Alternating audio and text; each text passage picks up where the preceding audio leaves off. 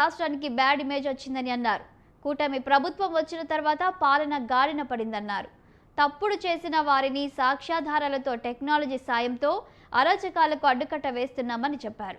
కులం మతం పేరుతో రెచ్చగొడుతున్నారని దుయ్యబట్టారు. నీతిమాలిన రాజకీయాలు చేస్తే రాజకీయ ముసుగు తీసి నేరస్తులను నేరస్తులుగా పరిగణిస్తామన్నారు. క్రిమినల్స్ రాజకీయ ముసుగులో తిరుగుతున్నారు. నేను పదే పదే చెప్పాను, ఈ విషయం కూడా మీరు అధ్యయనం చేసుకోవాల్సిన అవసరం ఉంది. తీవ్రవాద సమస్య, ఫ్యాక్షన్ పాలిటిక్స్, అదే సమయంలో కమ్యూనల్ వైలెన్స్, రౌడీజం నిర్మోహమాటంగా అణిచివేశాం. అక్కడ రాజీ లేదు, అడ్డంకులు లేవు. కానీ ఇక్కడ వచ్చింది అలాంటి రౌడీలే రాజకీయ ముసుగేసినప్పుడు ఆ ముసుగులో కానీ మనం ఏమారి ఏమాత్రం కూడా అప్రమత్తంగా ఉండకపోతే చాలా ప్రమాదం వస్తుంది. 2019 ఎన్నికల ముందు వివేకానంద రెడ్డి హత్య ఒక ఉదాహరణ. ఆ రోజు నేనే ముఖ్యమంత్రి, గుండెపోటుతో చనిపోయాడు.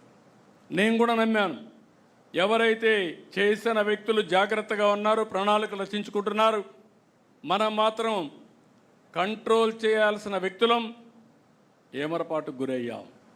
పోస్ట్ మార్టం చేస్తే ఇమ్మీడియట్గా ఇది గొడ్డలు వేయటం తేలిన 5 నిమిషాల్లో మాట మార్చేసి నా తండ్రి చనిపోయాడు, ఈరోజు మా బాబాయిని కూడా చంపేశారు, నేను అనాథ అయిపోయానని చెప్పితే ఈ రాష్ట్రం నమ్మింది, మనం మోసపోయాం.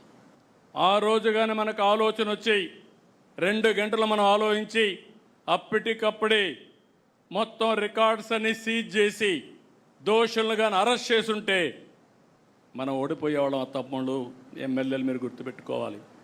ఇప్పుడు సోషల్ మీడియా కూడా వచ్చింది, ఇది మరీ ప్రమాదంగా ఉంటుంది. వ్యక్తుల యొక్క క్యారెక్టర్ని అసాసినేషన్ చేసే విధంగా, ఆడబిడ్డల యొక్క అన్ని విధాల అవమానం చేసే విధంగా కూడా సోషల్ మీడియా వచ్చే పరిస్థితి వస్తుంది.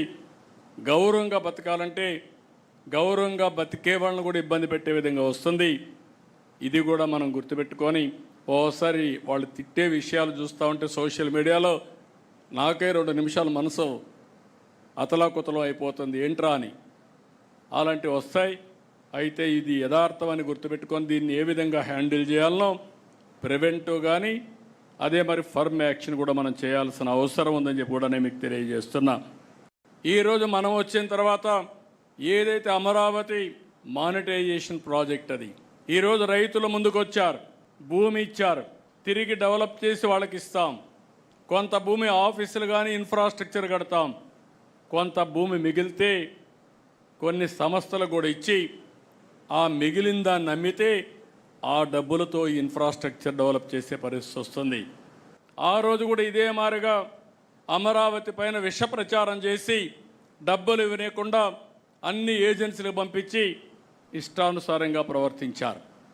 నిన్న మీరు చూస్తే మైనింగ్ అంతా కూడా ప్రొటెక్ట్ చేసి మైనింగ్లో వచ్చే ఆదాయాన్ని చూపించి మనం కొంత అప్పు తీసుకొచ్చి మనం చెప్పిన మాట నిలబెట్టుకోవడానికి ముందుకు